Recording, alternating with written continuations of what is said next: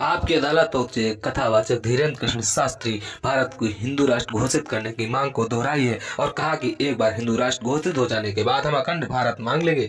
जब उनसे कहा गया कि सुप्रीम कोर्ट ने कहा है कि हम भारत जैसे धर्मनिरपेक्ष देश में लोगों को धर्म के आधार पर बांटने की इजाजत नहीं है, शास्त्री ने जवाब दिया, सुप्रीम कोर्ट के प्रति हमारा आदर है, लेकिन भारत हिंदू राष्ट्र था, है और अब घोषणा की जरूरत है। ऐसा क्या है आप में? जिसका गुरु बलवान होता है, चेला पहलवान होता है। जो लोग कहते थे ईश्वर नहीं होते या भगवान नहीं होते, हमारी दृष्टि में इस छोटे से गांव से, गढ़ा गांव, मध्य प्रदेश के बुंदेलखंड में एक छोटा गांव गढ़ा है। गढ़ा में रहने वाला एक छोटे परिवार का बालक धीरेन्द्र कृष्ण अगर यहां तक पहुंच सकता है बालाजी की कृपा से, तो भारत का प्रत्येक व्यक्ति भगवत कृपा से कहीं भी पहुंच सकता है। आपने ये नहीं बताया कि यहां तक कैसे पहुंच गए हैं। ये जो लोग हैं, जो फॉलो करते हैं, जो आपके बारे में इतनी बातें करते हैं, ये क्यों करते हैं? क्या है आप में? बागेश्वर बालाजी की कृपा वो सब पर है। लेकिन आप अगर कहेंगे, क्योंकि आपसे जीतना तो बड़ा मुश्किल है, हम पहले आपको साफ कर दें कि चूंकि आपका नाम तो रजत शर्मा जी है, लेकिन हम आपको दयालु नाम से, क्योंकि हमारी भारतीय परंपरा में बड़ों का नाम नहीं लेते, तो हम आपको दयालु कहकर संबोधित करेंगे, अगर बुरा ना लगे तो। आप कुछ भी करिए। वैसे हम आपके यहाँ आज मेहमान हैं, तो ये हमारा अधिकार भी है। तो दयालु जी, हमारे ऊपर, सबके ऊपर बागेश्वर बालाजी की कृपा है, लेकिन हमने अपने गुरुदेव की जो चरणों की सेवा की, उस सेवा के माध्यम से ऋषि परंपरा की जो मंत्र विधा हमको प्राप्त हुई है, वो हमारे पास एक ऐसी अनूठी है जिससे पूरा विश्व की मंगल कामना भी करते हैं। पूरा विश्व अपनी समस्याओं के समाधान के लिए गुरु के नाते बागेश्वर धाम चला आता है। शायद इसीलिए लोग हमारे पास आते हैं। मैंने तो ये देखा कि जब से आप संस्कार टीवी पर आना शुरू हुए और लोगों ने आपके प्रवचन सुने, तो उसके बाद लोकप्रियता बड़ी तेजी से बढ़ने लगी। हाँ, ये कह सकते हैं माध्यम है, परंतु देखो साधन है, साध्य नहीं। दरबार 3 पीढ़ी से लग रहा, हमारे दादा गुरु जी भी लगाते थे, हम भी 11 साल से लगा रहे। नजर आपकी आज पड़ी है अब इसमें, और हमें ये लगता है कि इसमें ये हमारी गलती नहीं है, देखने वाले की गलती है। बड़ी देर से देखा है हमें, हम तो पहले से ही गुरु कृपा से चमकदार थे। मुझे तो लग रहा है बहुत जल्दी देख लिया आपको, अभी तो आपकी उम्र ही कुछ नहीं है। हम उस परंपरा से हैं, जब 5 वर्ष की अवस्था में ध्रुव जी लीला कर सकते हैं, प्रहलाद जी लीला कर सकते हैं, तो हम 26 साल में क्यों नहीं लीला कर सकते? तो आपने क्या क्या लीलाएं की हैं? कोई ऐसी लीला नहीं की जिसमें हम फंसे, लेकिन आपकी अदालत में आए हैं, और आपके उसमें आप जो कह रहे हैं, तो हमारे जीवन में गुरु कृपा से जो किया, सब सनातन के लिए किया, और केवल सनातन के लिए करें। लीला का मतलब ये, हम कोई ईश्वर नहीं है, हम कोई भगवान नहीं है। साधारण जैसे ये इंसान है, वैसे हम मानव हैं, हमें कोई अलग नहीं है, बस हमने अपनी परंपरा को ठीक से जाना, ये अलग है। आप जब स्कूल में पढ़ते थे, तो जैसे बाकी छात्र होते हैं ऐसे ही थे लगभग, और मास्टर जी कहते थे ये स्कूल में ना है तो अच्छा है, इतना शरारती है। हाँ, उपद्रवी तो थोड़ा थे, क्योंकि हम जाते थे तो एक तो बहुत कम जाना होता था, लेकिन बहुत गंभीर और सौम्य भाव से हम जाते थे, और लोगों की भावनाएं हमारे पास रहती थी। क्योंकि हमारे दादा गुरु का नाम बहुत प्रसिद्ध था, तो दादा गुरु के कारण लोग हमको भी प्रेम देते थे, स्नेह देते, दुलार देते। हमारे दादा गुरु जी को हनुमान जी का 2 बार साक्षात्कार हुआ, ऐसा हमने माना और उनके अनुयायियों ने माना। तो हम जब स्कूल में जाते थे, तो बचपन से ही बड़ी कृपा थी, तो लोग, बच्चे हमारे पास आते थे, सब क्लासें एक साथ हो जाती थी, 9वीं 10वीं 8वीं सब एक हो जाती थी, जिसमें हम बैठते थे। अच्छा महाराज जी बताइए हमारी कितनी परसेंटेज बन रही है?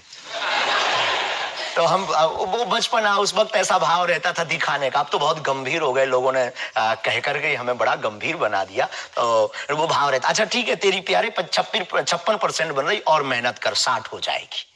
तो हनुमान जी बताते थे कितनी परसेंटेज? गुरु प्रेरणा हमसे कोई शक्ति बात नहीं करती है, कोई सामने नहीं हमारे पास बैठती है, हमें तो अनुभव होता है, प्रेरणा होती है, जो ऋषि परंपरा में प्रेरणा है। जो हमारे भारत में अनेकानेक महापुरुष, तो हमको प्रेरणा लगती है, ऐसा अनुभव होता है कि ऐसा होगा, जैसे हमें प्रेरणा लग जाती है कि ऐसा होगा, वो हम लिख देते, और इष्ट कृपा से और अपने इष्ट के प्रति आस्था से वो बात सत्य निकलती है। हमारा जीवन भी बड़ा अभाव से गुजरा।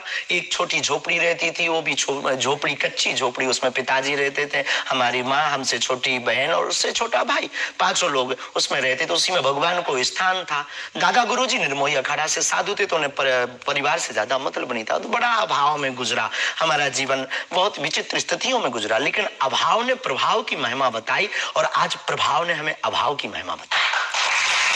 तो आप कह रहे हैं कि जब छात्र थे तो साधारण छात्र थे जैसे बाकी बच्चे होते हैं, वैसे आज घर परिवार वैसा था जैसे बाकी लोगों का होता है।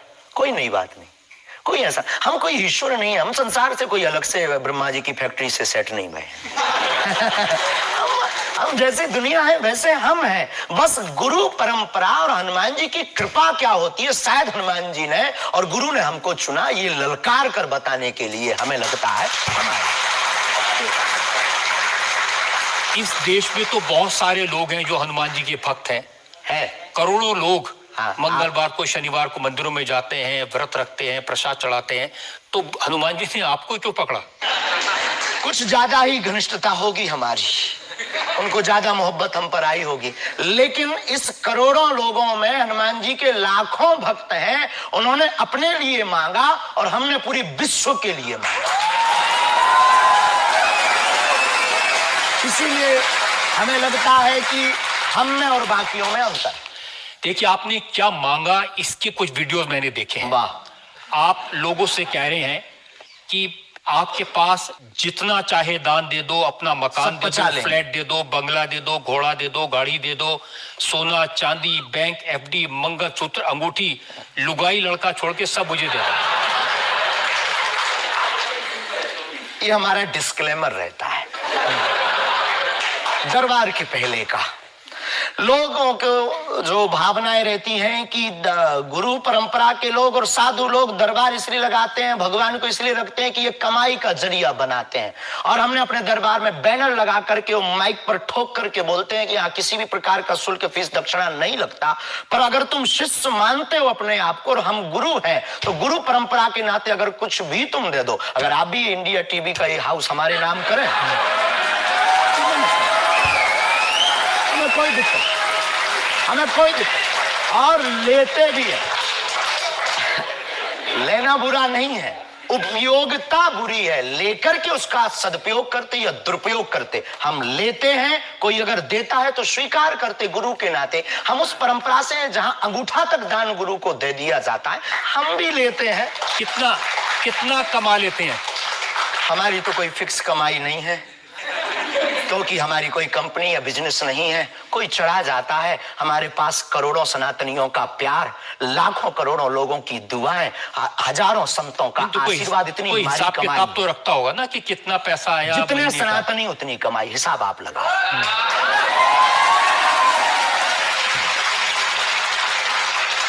ज्यादा बातें इसलिए होती हैं कि आप जो स्टंट करते हैं पब्लिसिटी के लिए, आप ऐसी ऐसी बातें कह देते हैं। आप कहते हैं कि बिना वीजा के हनुमान जी रावण की लंका में घुस गए थे। ये जो मॉडर्न युवान भाई बहन है, इनको लंका प्रवेश के बारे में बताएंगे तो इनको ये लगता है कि ये घिसी पिटी बातें इनके दादा परदादा बताते रहे, ये बेचारे ऊब गए। इनको कुछ ऐसा चाहिए कि उस अध्यात्म से कनेक्ट हो पाए। और जैसे रावण ने मुझसे फोन पे बात की। हाँ बिल्कुल, हम वही बोलने ही वाले थे। लगता है आज हमारी शक्ति आपके पास पहुंच गई।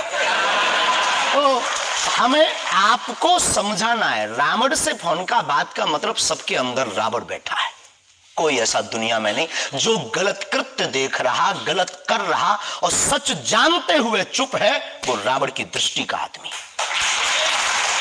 तो हनुमान जी लंका गए, इसको इन युवानों को कैसे जोड़े? इन्हें तो वीजा, पासपोर्ट, फॉरेनर ये शब्द पता है। तो इनसे कनेक्ट करने के लिए हमारा अध्यात्म इतना विशाल और इतना अथाह है कि उसमें कुछ भी आप डाल दो वो आप सोच रहे कि आपको अध्यात्म पता है, इनको नहीं पता।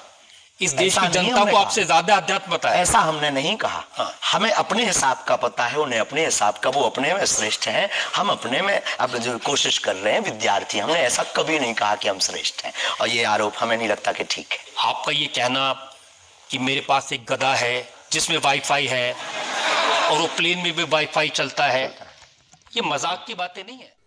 इस पर जवाब देते हुए धीरेन्द्र शास्त्री ने कहा, जब तक बागेश्वर बालाजी की कृपा हमारे साथ है तब तक ये वाईफाई कार्य करता रहेगा और लोगों की हम सेवा करते रहेंगे। इससे मुझे कोई परहेज नहीं है।